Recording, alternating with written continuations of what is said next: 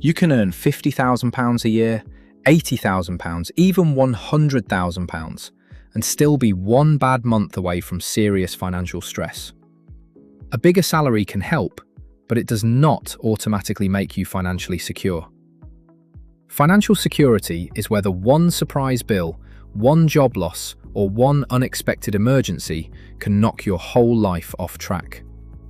And in this video, I'm going to walk you through the 10 things you need before you can honestly call yourself financially secure. Number 10 is the real test, and it exposes almost everyone. Here's how this works. As we go through each one, keep a running score. You do not need all 10 today. This is a roadmap, not a report card. By the end, you will know exactly which step matters most for you right now. Your score starts at 0. Let's build it. The first 2 points sound basic, but without them, none of the more advanced stuff, investing, pensions, or mortgage overpayments, actually holds up. Number 1. You know your essential monthly number. Not what you normally spend. Not what you spend when life feels fine and you are buying coffees, takeaways, clothes, and the occasional thing you did not plan for. I mean the actual number that keeps your life running if you stripped everything back to survival mode. Your rent or mortgage, food, utilities, transport, insurance, and the minimum payments on any debt you carry. That number, your survival number, is the foundation of everything else on this list. Because if you do not know it, you cannot build around it. You cannot know how much of a buffer you need. You cannot know how long your savings would last. And you cannot know whether you are actually living within your means. Sit down and work it out. Write it down. Most people are surprised when they see it clearly for the first time, and very often it is lower than they expect, which is actually good news. If you know your essential monthly number, give yourself 1 point. Number 2, you spend less than you earn. This sounds obvious. It is not. A higher salary without a gap between your income and your spending is just a more expensive version of being broke. That gap, even a small one, is the engine behind every other step on this list. It is what lets you build savings. It is what lets you pay down debt. It is what gives you options. Without it, you are permanently reactive, always one expense away from a problem. You do not need to save half your income. You just need a surplus. Something left over at the end of the month. If you have that, even modestly, give yourself the point. Number 3. High interest debt is not controlling you. This matters more than most people want to admit. If you have credit card balances rolling over month to month, or payday-style borrowing at high interest rates, that debt is often growing faster than any savings account or investment can realistically beat. The interest is working against you every single day. So before you focus on growing your money, the financial fire usually needs putting out first. Pay the most expensive debt first, while continuing the minimum payments on everything else. But there is one important exception. Do not leave yourself with absolutely no cash. Keep enough available for an immediate essential, so one unexpected expense does not force you straight back into debt. If high-interest debt is not controlling your decisions, if you are not trapped making minimum payments while the balance barely moves, give yourself the point. Number 4. You have an emergency fund. And this is where people get it wrong. An emergency fund is not an investment. It is not supposed to earn you an amazing return. Its job is to stop a broken boiler, an urgent car repair, or a sudden job loss from turning into debt. That is it. A useful target is around 3 to 6 months of essential spending. But the right amount depends on your job security, whether anyone relies on your income, how stable your work is, and how quickly you could realistically find another job. Keep it somewhere safe and easy to access, such as an easy access savings account. This is not money for holidays. It is not money for a stock tip. It is not money for crypto. It is money that stops life happening from destroying your financial progress.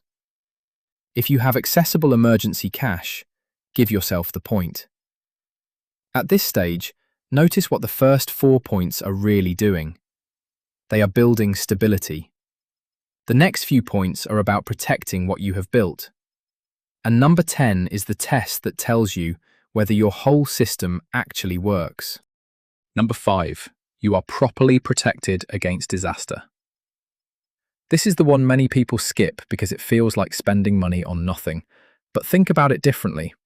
What is the one event that could wipe out years of your financial progress? For many people, it is losing the ability to work.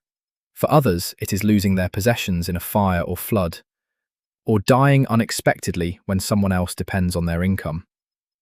The cover you need depends on your life, your family situation, whether you rent or own, whether you have children or dependents, whether you get sick pay or insurance through work. But ask yourself this: if the worst happened, would my finances survive it? Contents insurance, car insurance, income protection, life cover if others rely on you. These are not exciting topics, but they can be the difference between a difficult event and a financial disaster. If you have the right protection in place for your situation, take the point. Number 6. Credit is a convenience, not a necessity. There is a huge difference between being able to use a credit card and needing one because your budget runs out before payday. One is a tool, the other is a warning sign. If you regularly use an overdraft, buy now, pay later, or a credit card simply to get through the month, not for convenience or rewards, but because the money is not there, your plan has a gap. Financial security means your income and savings can cover your life. Credit should be optional. And if you use a credit card for rewards or convenience, make sure you can pay it off in full and on time. If that describes you, give yourself the point. Number 7. You are not leaving pension money on the table. This is one of the most underrated mistakes in personal finance, and it can cost people thousands over time. For most automatically enrolled workers in the 2026/27 tax year, the minimum total workplace pension contribution is 8% of qualifying earnings, with at least 3% coming from the employer. And this is important.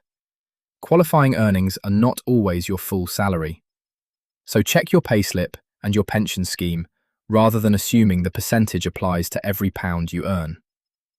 Your employer contribution is part of your overall pay package. If you opt out without understanding what you are giving up, you could be walking away from money your employer would have added to your pension.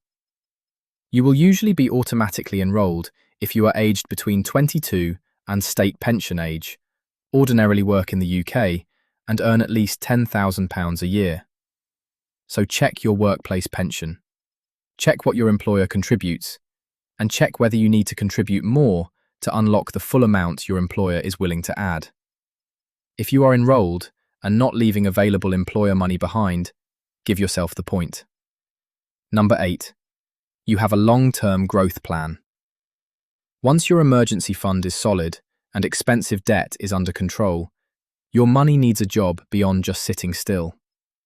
For the 2026/27 tax year, you can put up to £20,000 across your adult ISAs. Interest, dividends, and capital gains inside an ISA are generally tax-free.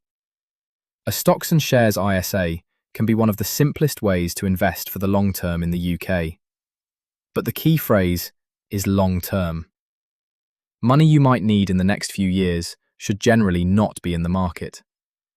Markets move. They can fall sharply at exactly the wrong time. Short-term money belongs somewhere safer. Investing is for money you can leave alone for years, even if the value drops temporarily. And remember, investments can go down as well as up. You could get back less than you put in.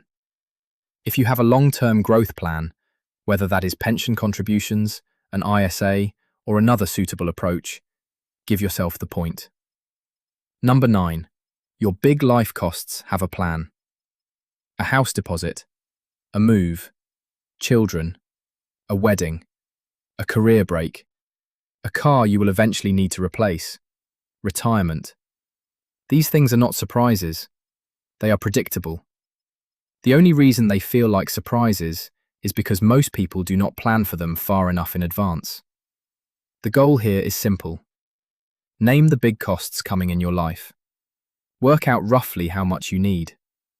Decide when you will need it. Then calculate how much you need to set aside each month to get there. If you have named your upcoming big costs and you are working toward them intentionally, take the point. And now, number 10, the one I promised you at the start. Number 10, the bad month test. Here it is. If you lost your income tomorrow, suddenly and completely, how long could you last without borrowing? If you were hit with a £1,500 emergency bill this week, could you absorb it without panic? If your rent went up, your car broke down, or your boiler gave up, would your financial plan survive it? Or would it collapse into debt and stress? Financial security is not never having problems. Life will always have problems. Financial security is being able to absorb problems without destroying your future. That is the point of everything on this list. Your emergency fund absorbs the shock. Your spending gap gives you room to recover. Your insurance stops a disaster becoming a catastrophe. Your pension keeps working in the background. Your long-term plan stops you from sacrificing your future every time life gets difficult. It all connects.